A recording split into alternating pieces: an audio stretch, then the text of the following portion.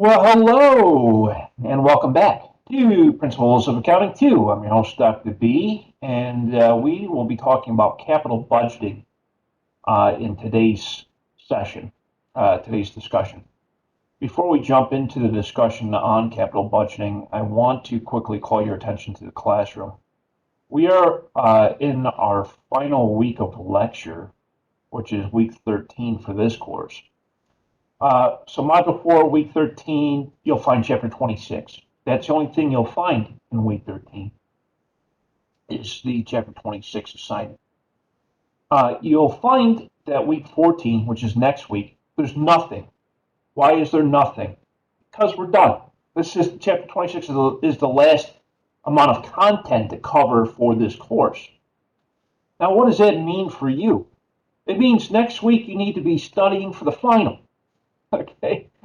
Uh, so use all that time to study for the final. The final is currently open and available for you to take now if you'd like to take it early.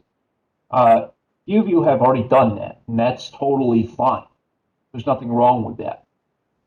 The final exam is technically due on April 30th, which is the last day of class. My recommendation is to take it a little bit earlier just to give you awesome, thank you. Just to give you some of that time, right? So remember, the final exam is open book, open note, and it's 20 questions, true, false, multiple choice, and we'll talk a little bit more about that after today's discussion on capital budgeting. But I just want to call your attention to what's coming. Yeah.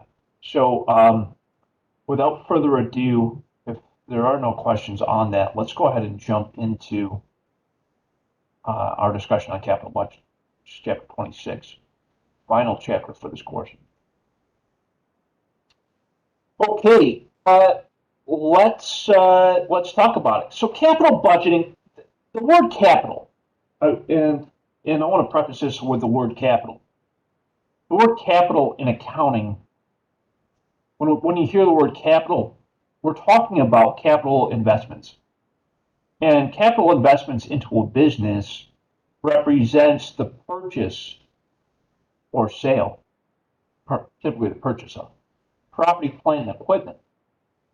Property, plant, and equipment are forms of capital investments.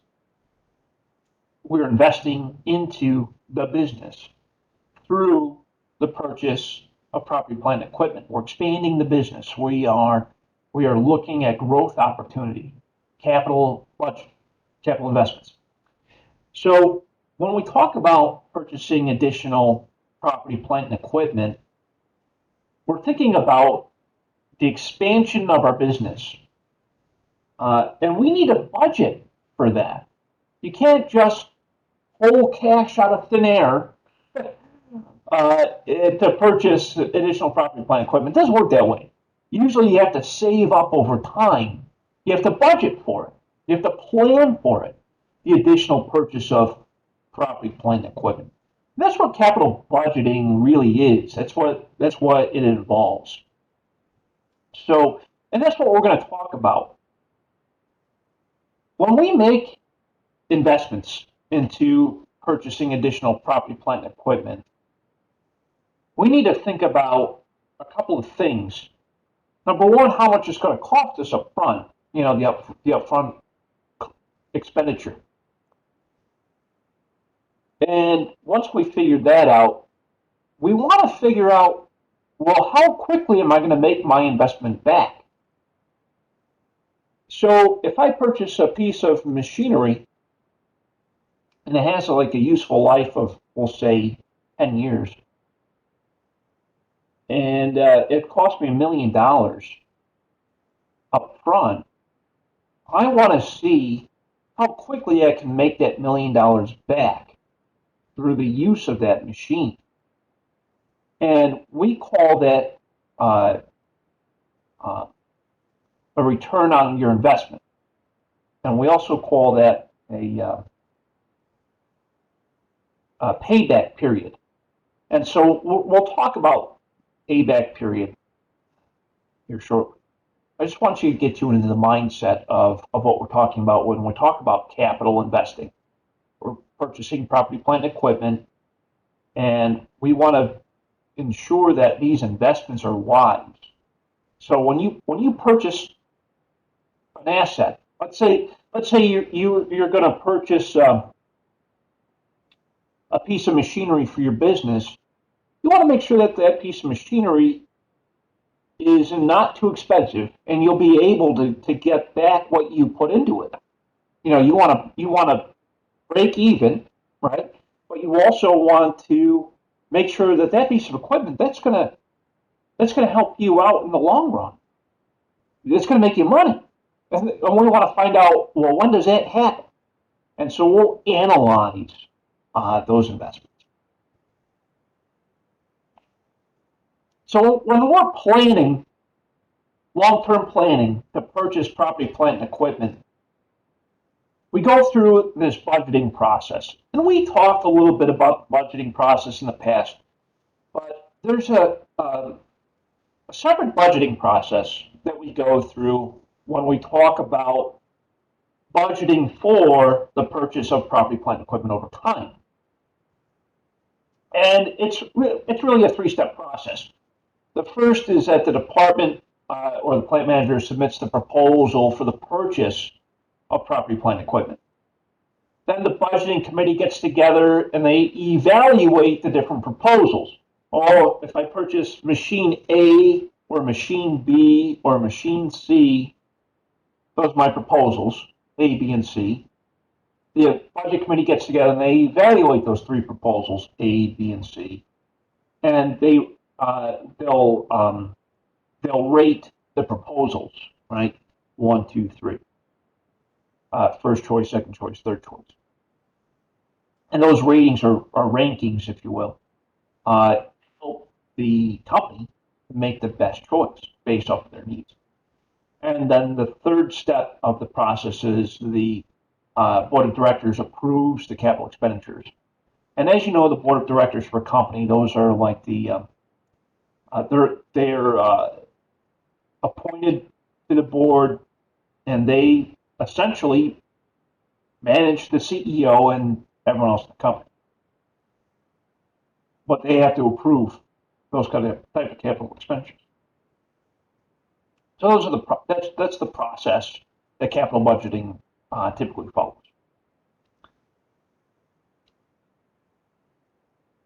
So purchasing property, plant, and equipment can be really risky. And the risk is, well, what if it doesn't pay off? If it doesn't pay off, then it was a bad decision, right? If I purchase machine A, B, or C, I make the purchase, I put it into service, and then my slow sale down. My sales slow down. Well, that's a problem because I just spent $1 million on this brand new piece of machinery, and I'm not using it that much. That's a risk. That's a major risk. And so, in the budgeting process, we got to make sure that we're careful around our decision making to avoid those kinds of risks.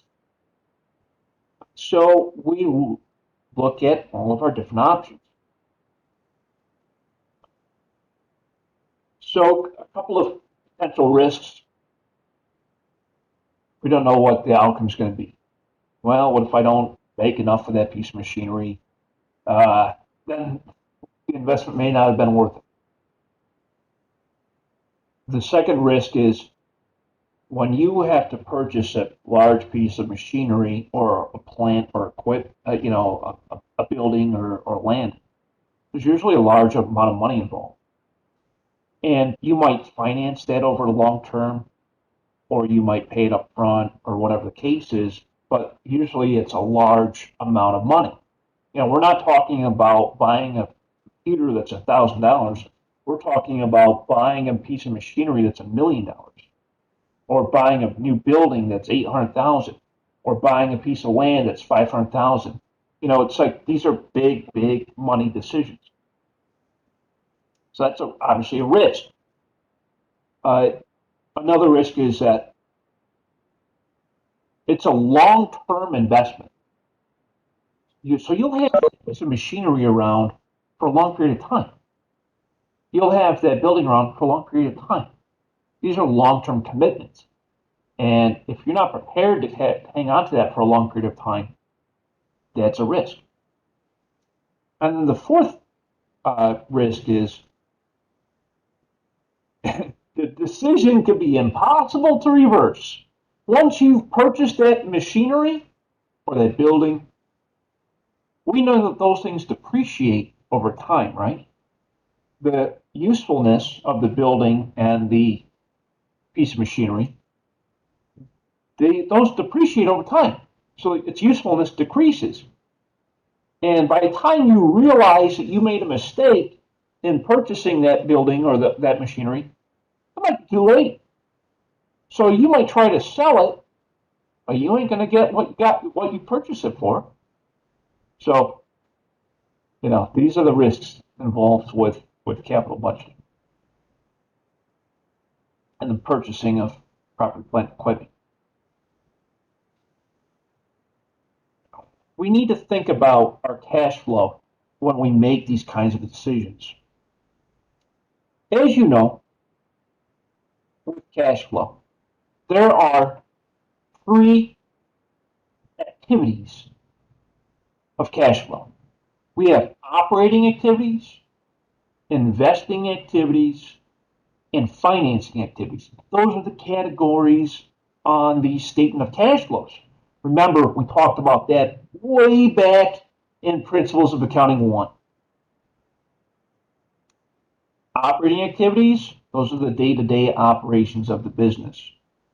Investing activities, that's the purchase or sale of property, plant, and equipment.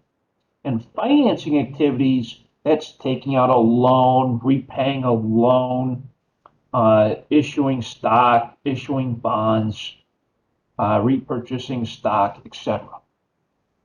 Financing. So those are the three activities on the statement of cash flows.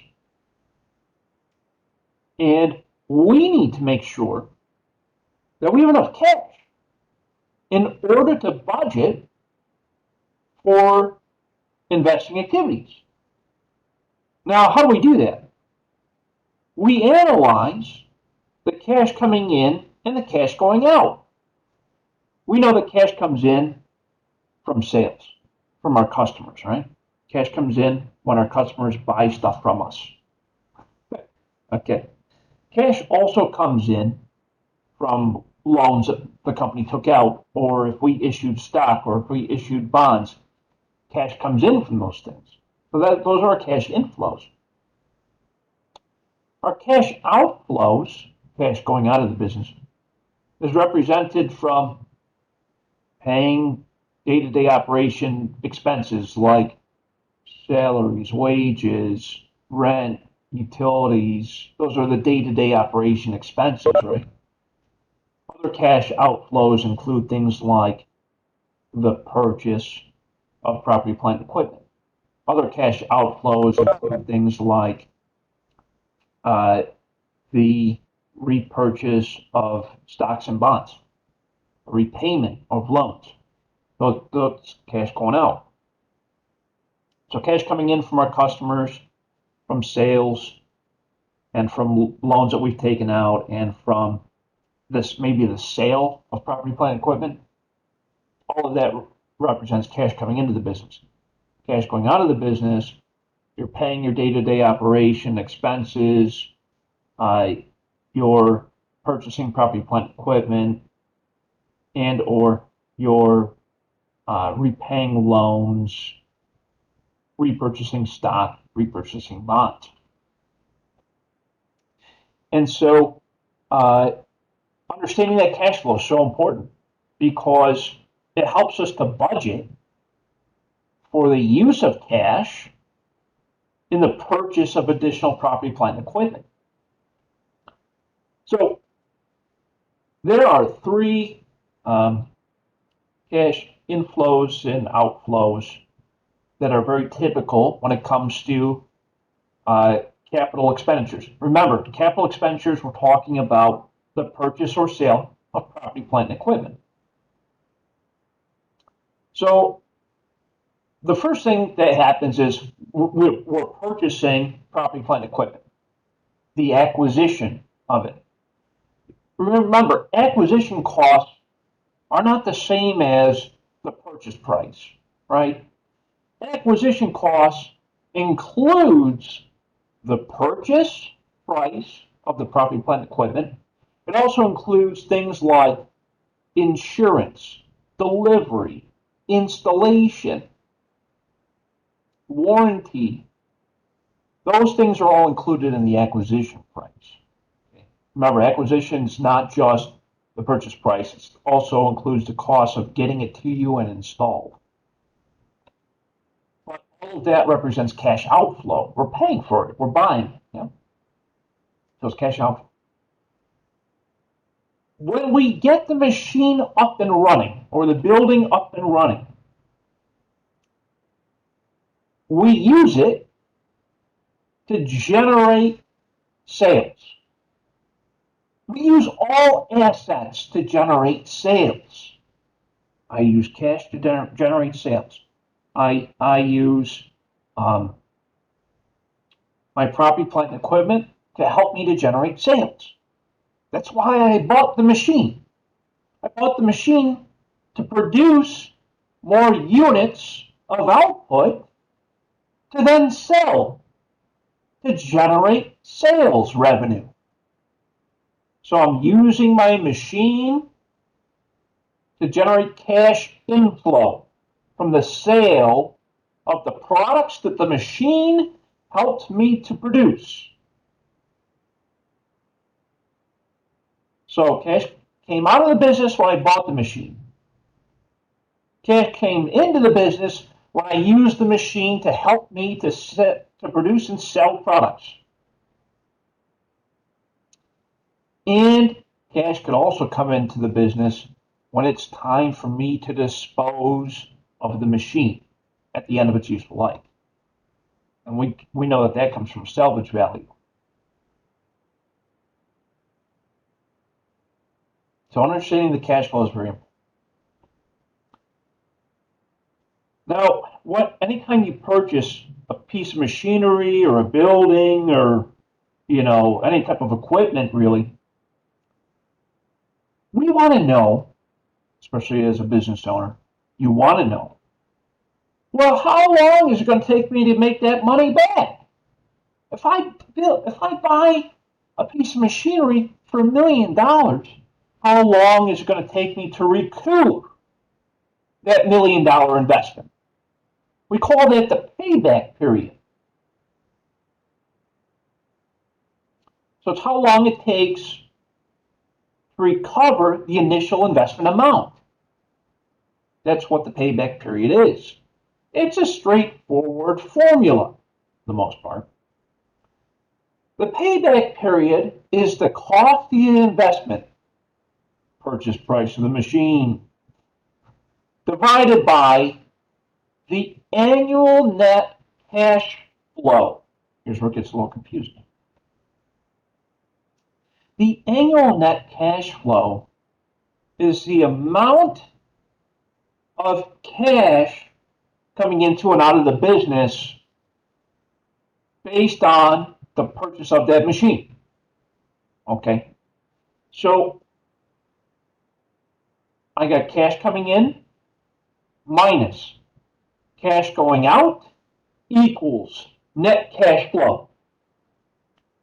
Cash inflow minus cash outflow equals net cash flow. Cash coming in minus cash going out, that's net cash flow. That's how you calculate annual net cash flow.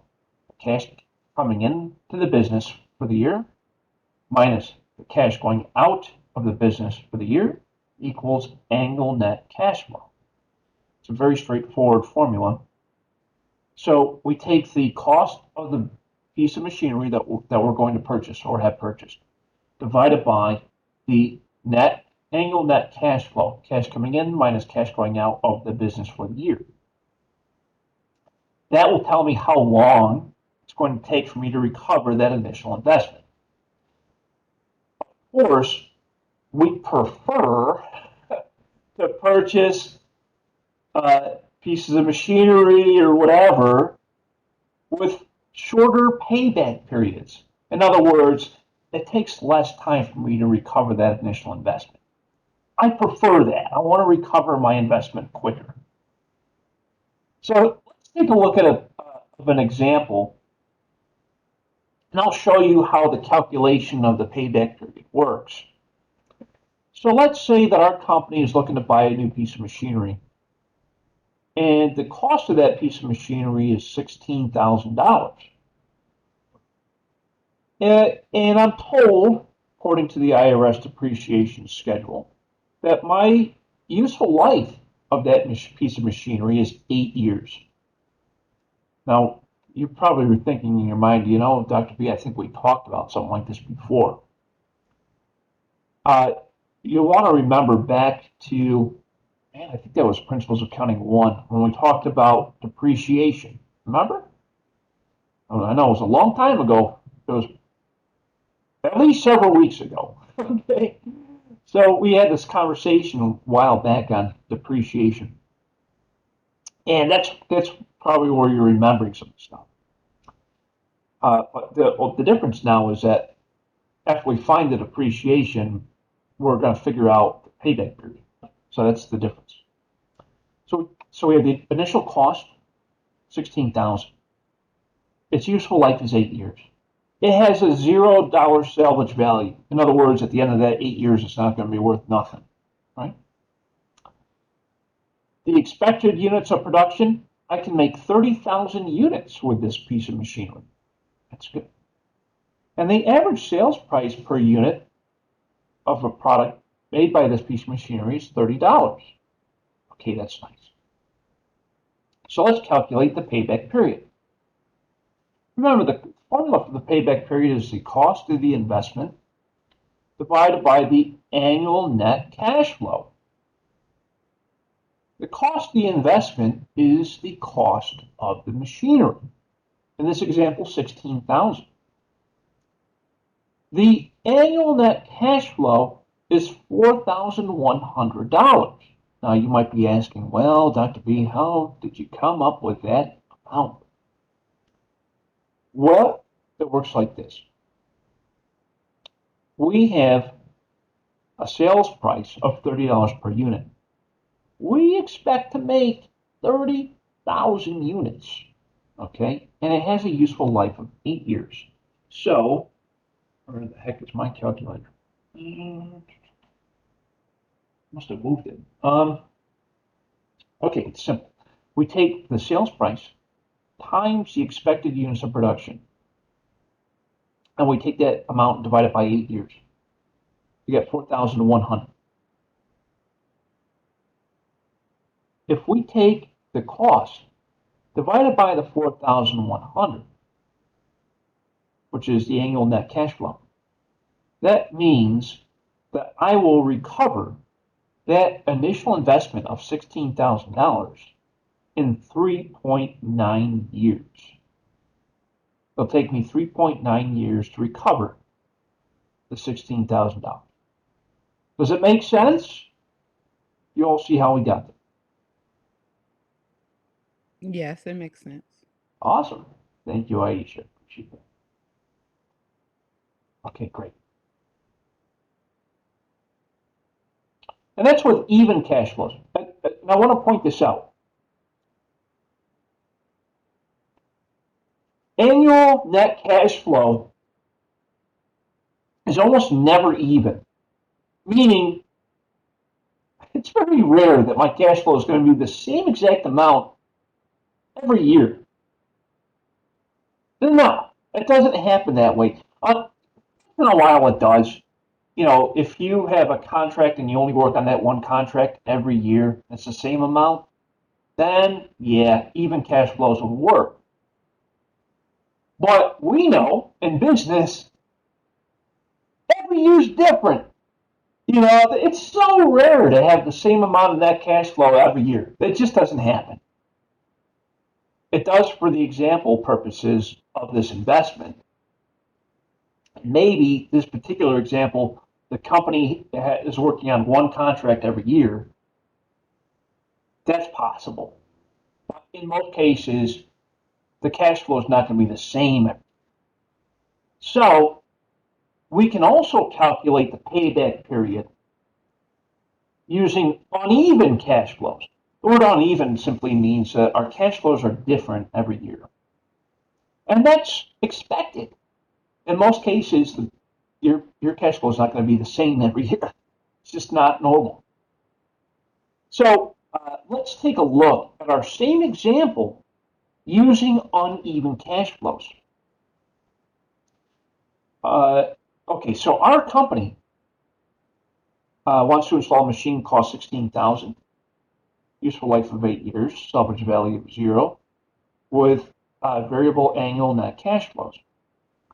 If we take a look at the information provided, years 0 to 8, we have our estimated net cash flows, or expected net cash flows, on the center column. You'll see year 0. Year 0 means we're not operating. Okay? At year 0, the business is just getting started. And at year 0, that's when I'm purchasing my piece of machinery. I need the piece of machinery to run the business. So I'm buying the machinery at year 0. So our net cash flow at year 0 is negative 16,000. The reason for that is you're not generating cash flow at year 0. You're not in business yet. So year 1, we made $3,000. Year 2, we made 4. Year 3, we made 4. Year 4, we made 4. Year 5, we made 5. Year 6, we made 3. Year 7, we made 2. Year 8, we made 8. Or we expect to. Remember, we're talking about net cash flow. Net cash flow comes from your cash inflow minus your cash outflow equals net cash flow. So these are all net cash flows. That's why the numbers are relatively low. So, and we see on the right column, it says cumulative net cash flows. We're adding up all of our cash flows as the years go by. We started at year 0 with minus 16,000. We see that at the end of year 1, I don't know what to say. At the end of year 1, it's minus 13. And the year 2, minus 9. And the year 3, minus 5. And the year 4, minus 1. And year 5, positive 4,000. That means we hit break even. Okay.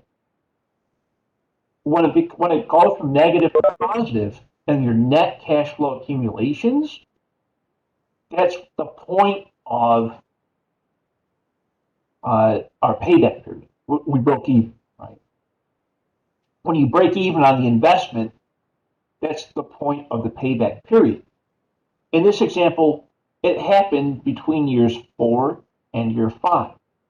More specifically, it happened at 4.2 years. Now, you can figure this out by using the formula for payback period with uneven amounts. And the way to do that is we find the point of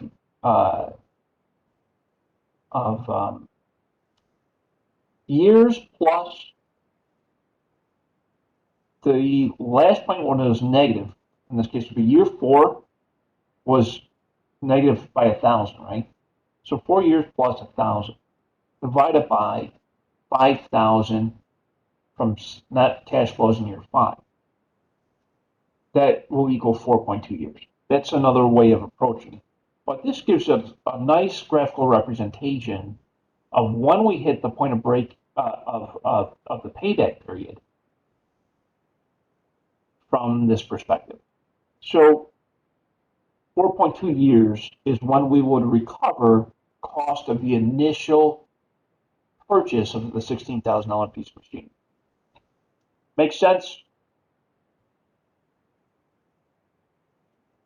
Yes, you're all good. Yes, I'm good. Awesome. Thank you so much.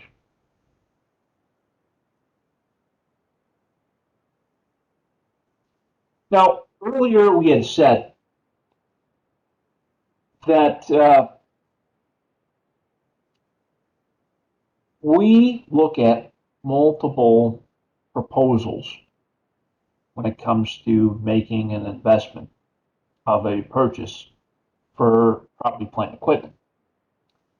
We don't just find one piece of machinery and buy that one. We usually look at more than one option. Okay, especially when you're talking about millions and millions of dollars or hundreds of thousands or whatever. And so what we do is we look at all of the proposals, machine A versus machine B versus machine C, and we rank those proposals. And oftentimes we do that based on the projected payback period. The projected payback period tells us when we'll recover the initial cost of that proposal, of that piece for that purchase of that piece of machinery. There are some positives and negatives with this approach. The good thing with using the payback period approach is that we use cash flows because we know that we need to use cash in order to purchase it, and we also need to know how our cash is going to flow throughout the years. So we use that instead of net income. And it's easy to do relatively. I mean, you could either do even cash flows or uneven cash flows and map it out. But either way, it's pretty easy overall to figure out the payback period. But there's also three weaknesses that we need to talk about with this approach. One is that, with the cash flows, the timing's not always that great. It doesn't reflect changes all that well when it comes to cash flows. The payback period method also ignores cash flow that happened after the payback period. And it also ignores the concept of the time value of money. The time value of money is the concept that money earns additional money through the concept of interest. And we're going to talk about time value of money here shortly, but the payback period ignores any interest that's earned from the cash. So those are the three negative things. Those are the two positive things with using the payback period. Overall, I like the payback period because it allows me to understand how quickly I can recover my initial investment. And that's important. Now, when we're investing, when we're purchasing property, plant, and equipment, and we're budgeting for all that stuff, it's so important to understand things like the payback period, but it's also important to understand the company's internal rate of return. Internal rate of return, IRR, internal rate of return. For those of you who have taken personal finance class or any finance class, the internal rate of return comes up a couple times, I'm sure. The internal rate of return is like saying, I have an internal goal of an interest rate that I want to earn from my investment. That's what internal rate of return is. It's like saying, hey, if I purchase this $1 million piece of machinery, I expect to earn 20% of my investment each year. That's like saying I have an interest rate for myself, 20% each year. That's the internal rate of return. And so we'll talk about that. We also have what's called the accounting rate of return, which is much simpler to figure out. The accounting rate of return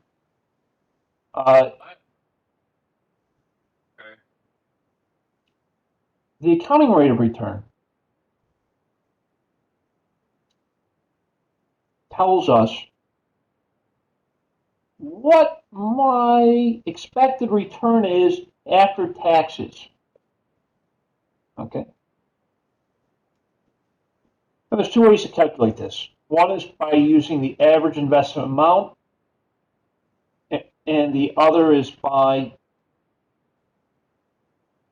I'm sorry. One is by using the straight line average invested amount, and the other one is general case.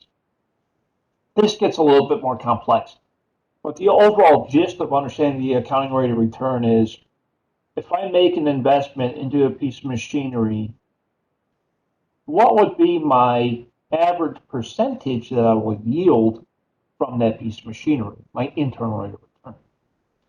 And so the calculation is we take the annual after-tax net income divided by the average investment. To find the average investment, there are two methods. One is that you can take the book value plus the ending book value divided by 2. That's the easiest way. Or you can take the sum of individual years' average book value divided by the number of years of the planned investment. Both of those will help you to find the bottom of this ratio. We take the net income after tax divided by the average investment. And the average investment can be calculated by one of these two ways. The best method to figure out which way to use is by using the information that's provided to you. Because sometimes we're not going to know the beginning book value or the ending book value. So that means we'll have to use the general case method. And the opposite might also be true. But of course, the higher the accounting rate of return is always going to be beneficial, right? Because that tells me I could earn a higher yield, a higher rate of return. Having a higher rate of return is great because when you make that initial investment on a piece of machinery, being able to get that much more in yield each year, really important. So if we look at our earlier example, we're purchasing a piece of machinery that's $16,000, and we have an annual after-tax net income of $2,100. We can compute the internal rate of return. Beginning book value, $16,000. That's how much it's worth when we first purchased it, because that was the purchase price. We see it has an ending book value of 0. Now you might be wondering, well, Dr. B, why is it 0 for the ending book value? The reason for that is because at the end of its 8 years, it's worth nothing. Remember, it has a useful life of 8 years, and we said that scrap value is 0. So if the scrap value is 0, that means at the end of its useful life, 8 years, is the ending book value. That means it has an ending book value of 0. So we take the beginning book value, 16,000, plus 0, divided by 2. 16,000 divided by 2 is 8,000. So we would have an internal rate of accounting rate of return of 8,000.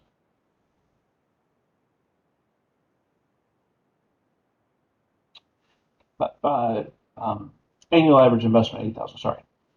So we take the annual after-tax net income, 2,100, divided by the 8,000 that we got from the annual average investment calculation. 2,100 divided by 8,000 gives us an accounting rate of return of 26.25%. That's amazing. That's a very good rate of return. Any the higher the better, right? So 26.25%, that's pretty high. And I would say overall that the company should purchase this piece of machinery for the 16,000.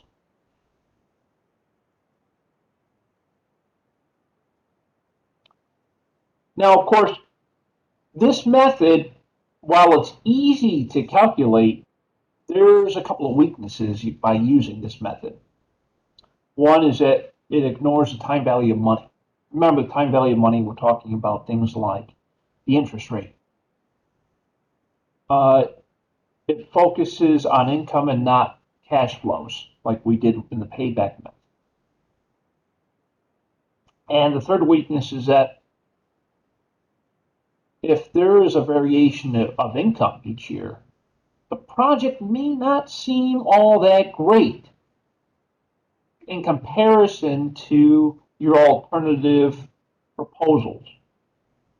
Because remember, when we purchase a piece of machinery, we typically look at more than one proposal. Machine A, machine B, machine C. They usually all have different purchase prices, and they might also have different useful lives.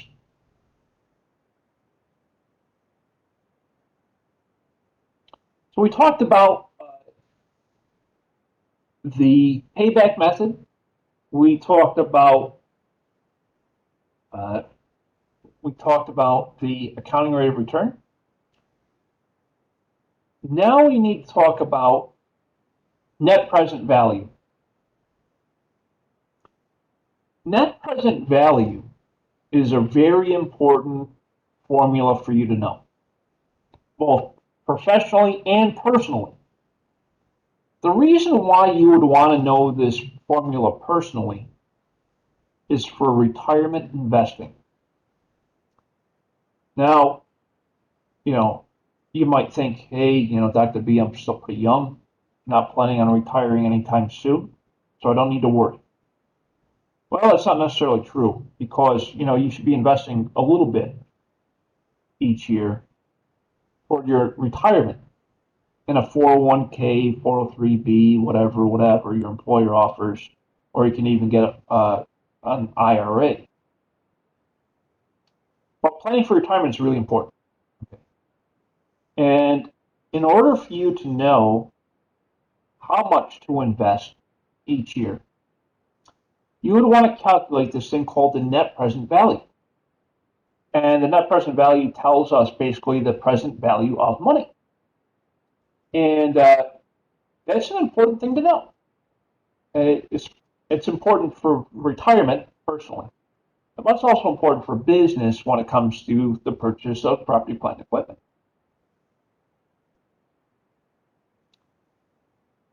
So, net present value, it's the time value of money, also known as TVM. The time value of money is important because it tells us about future cash inflows and outflows. So we can make a wise decision on the purchase of a particular piece of machinery at a point in time. That's the gist of it. Net present value. There are, and don't stress too much about this, there are calculators on the internet for net present value. You could also, I don't have my calculator with me, I don't know where I put it. But there are, wait a second. Okay. Yeah, I found it. I have a calculator here in my hand. I'm going to pull it out of its cover. This is a BA2 Plus. Okay. This is a financial calculator. And with a financial calculator, you can find net present value simply by plugging in the values. for present value, payment amount, interest rate, number of payments. That will help you define the net present value. Net present value can be calculated in really two different methods. One is we take the discount of the future net cash flows based off of the internal rate of return. The second is subtract the initial amount from the invested sum of the discounted cash flows. That's the process.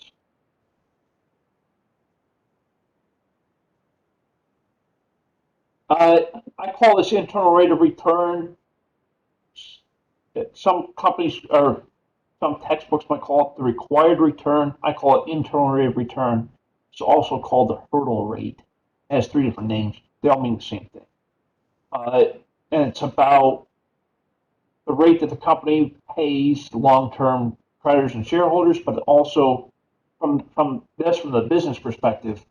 But from the personal perspective, it's how much you need to put into your retirement account in order to yield a certain amount of money in the future. That's the value of using net present value calculations. And so I'm going to show you an example of this, and this is a table. These tables are very commonly used to calculate net present value. And the reason why a lot of financiers and businesses will use these types of net present value tables is to identify the point at which we are realizing our payback period, and also to understand how much we would yield in terms of cash flows from the investment. So let's use our example and we'll see how it works.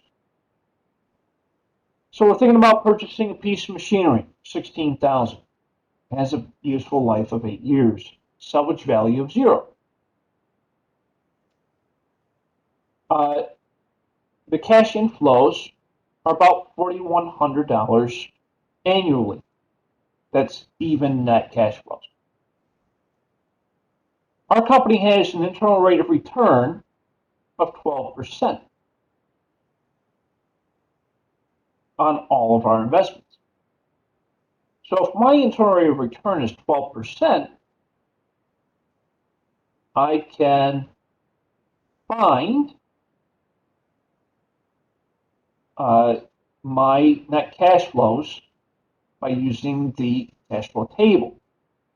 The way it works is we take our net cash flow times the present value percentage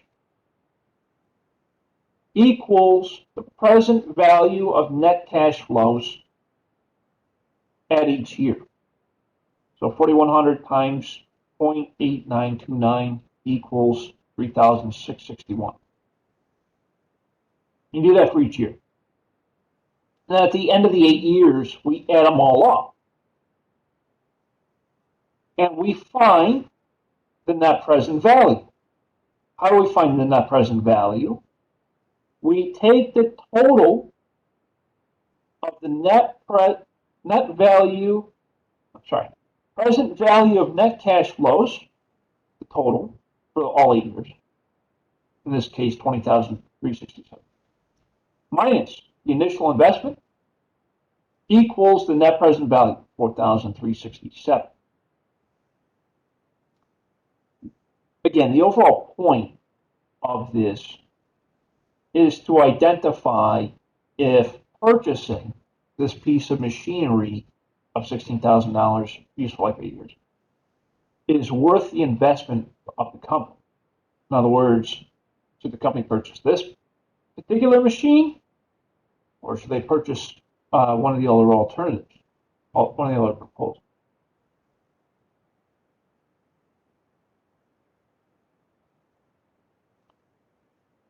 And typically, and this is very textbooky, typically, uh, if the net present value is greater than zero, in other words, it's not negative, the company will typically always make the investment.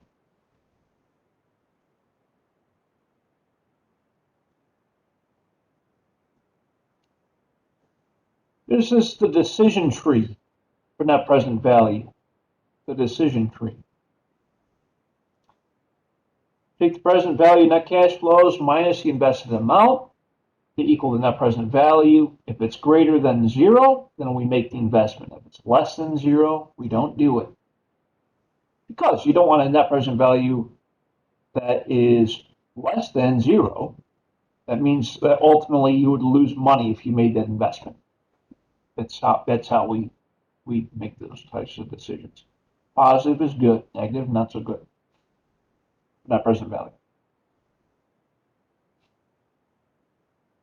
And the good thing with net present value is you can use the same process for each proposal, machine A, machine B, machine C, to find which of those machines could potentially yield the greatest return.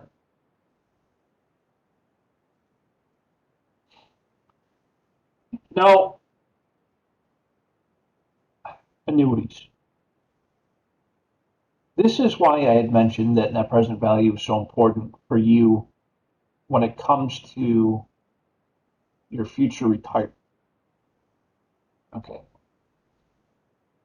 We know that money over time will earn interest. And that interest is usually compounding. And because of the law of compounding interest, if you make a certain dollar amount investment each year for several consecutive years, by the time you get to the retirement, you'll have more than what you need, as they say. And this is representative of this. Okay. So here's how it works. The machine cost me $16,000. My net cash flows are $4,100 per year for 8 years. My net cash flows. Remember, net cash inflow is calculated by taking cash inflow minus cash outflow equals net cash flow. We do that for each year. In this case, just for this example, we have even net cash flows. 16,000 up until the end of its useful life, 8 years. My net cash flows for all of the 8 years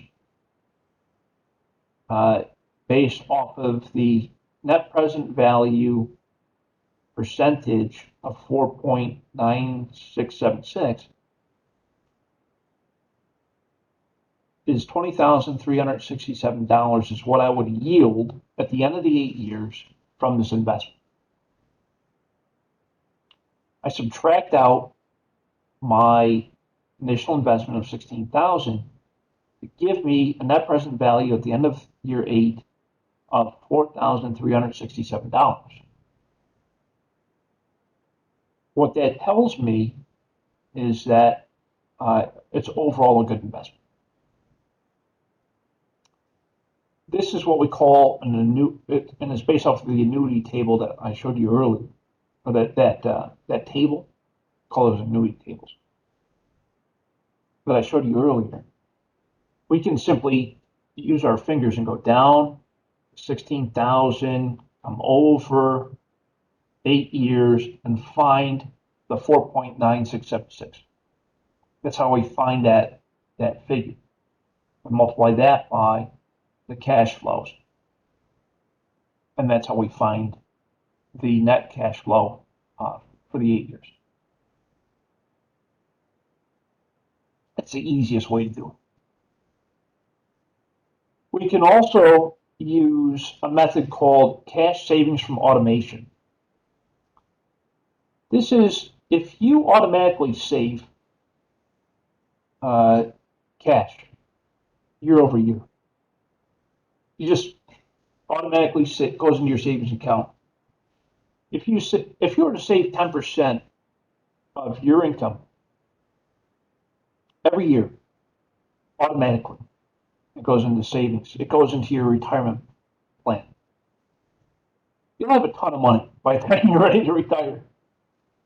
It's supposed to be started early because of the law of compounding interest. And the same could be said when a business decides to purchase a piece of machinery. When we budget for things like the purchase of property, plant, and equipment, and we automatically save cash in order to do so, we can calculate the present value of net cash flows based off of those savings, based off of our interest rate and the amount of cash that we've saved over time.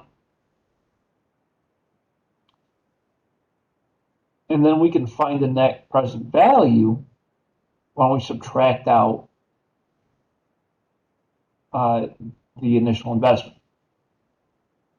And in this example, we're purchasing what we call a CNC machine, computer numerical controlled machine. CNC machining in the manufacturing world is a very precise way of measuring and drilling and machining overall. And so those machines are very expensive. As you can see, this particular one's $8 million. That's probably about right, even in today's day with CNC machines. This is just an example of how the company saved money over the years in order to save up for the purchase of this machine.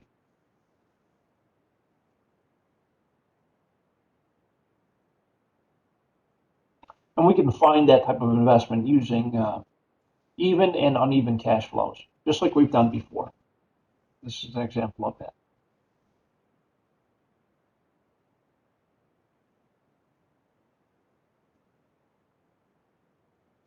When we have multiple investment opportunities, meaning we have a lot of projects going on, and or I'm looking to purchase more machine A, machine B, or machine C, I would compare net present values for each of those possibilities. And as I have a positive net present value, I can index them, rank them based off of their projections.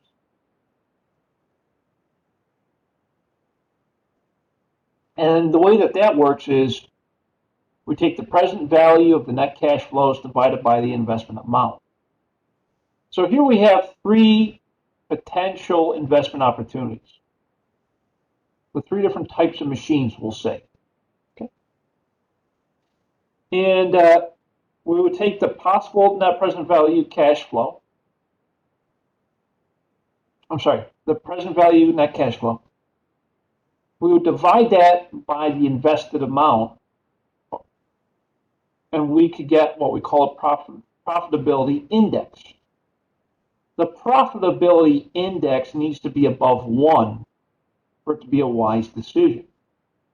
So based off of this information, machine 2, or option 2, would be the best option because it has the highest profitability index.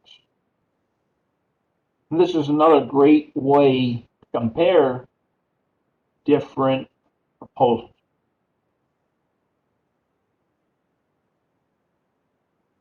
So option 3 would be ruled out because it's below 1. We can tell it's below 1 because the invested amount is greater than the cash flows. That's never a good situation.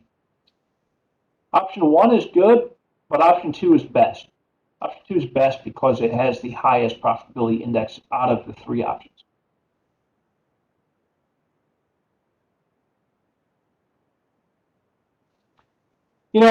in business, it's so important that we plan for investments, that we plan for the purchase of property, plant, and equipment. And the reason why that's important is because we don't want to strain ourselves. We don't want to put ourselves at high risk. We also don't want to put our cash flow in a precarious situation. So we utilize this thing called capital rationing. These are the constraints that we give ourselves, in order for us not to spend all of our capital budgeting at once. There's two methods. One's called hard rationing, the other one's called soft rationing. Hard rationing is imposed by external forces, meaning I'm being forced to ration. External forces. An example of that would be a global pandemic, for example. The other method is called soft rationing, and these are imposed by management. Management saying, hey, you know what, we need to slow down on our capital expenditures, so we're going to softly ration. Hard ration is like you're being forced to stop, or you're being forced to do something. That's the difference between the two. So I've been talking about internal rate of return, and it's different than net present value, obviously. But the internal rate of return is kind of like your internal, like I said earlier, it's your internal desired, it's the internal desired return on your investment. So it's like saying, purchase a machine for $1 million, I want to get 20% on my investment. That's your internal rate of return. And the way that it works is we take the present value of the cash flows minus the initial investment. When it reaches a point of zero, it represents the net present value. When the net present value is zero, it represents the internal rate of return that we desire. And so there's two steps for calculating the internal rate of return. First, we compute the present value factor. And then the second step is we identify the internal rate of return based off of the present value being zero. So to compute the present value factor, we take the initial cost divided by the net cash flows. In this case, it's 2.4. It is the present value factor. And the second thing we do is we identify the discount rate, internal rate of return. And we do that using the present value index. So we come down to the number of years, period 3, and we come over to 12%,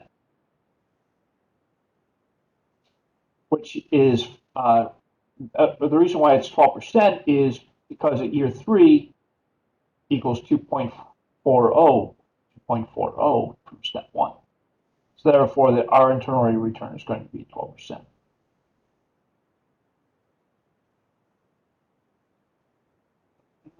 Okay. The internal rate of return can also be used in identifying which projects or which piece of machinery you want to invest in. And the way that we do that is if the internal rate of return is greater than 0, we'll end up doing. The quickest way to understand this formula is we take the internal rate of return minus the hurdle rate.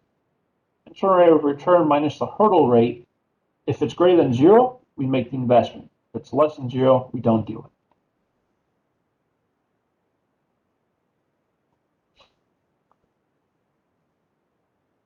So we talked about 4 methods for capital budgeting. We talked about the payback period. We talked about the accounting rate of return, the net present value, and the internal rate of return. They all have their strengths. They all have some weaknesses. And they all have pretty much the same unit of measurement with the exception of the accounting rate of return. it uses net income, instead of the cash flows. Now, there really is not like a right or wrong answer when it comes to selecting one of these four methods for capital budgeting. It's based off of the desired outcome of the business. And so that method would be most useful for your project or your investment decision.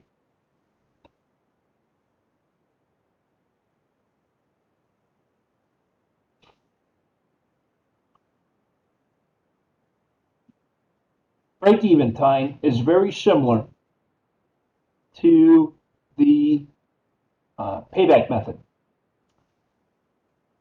The payback method helps us to identify how quickly we will recover our initial investment.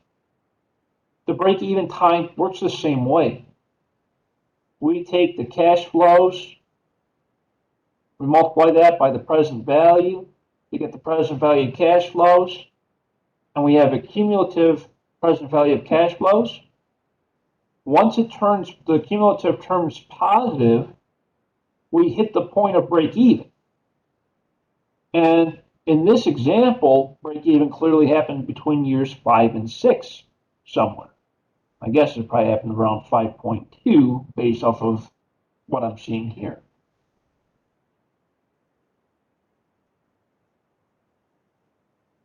Excel in these cases are your friend. Microsoft Excel, as you hopefully know, very powerful tool. We use it to calculate very challenging formulas. And Excel has net present value and internal rate of return built in. And so you can plug in the values in Excel and it'll generate the results. It really has taken a lot of manual calculations out of the equation. So, Excel is really, really useful, especially for evaluating different projects. And that, my friends, is the conclusion of a very challenging chapter of capital budgeting and investment analysis. Are there any questions, comments, or concerns about the things we just talked about?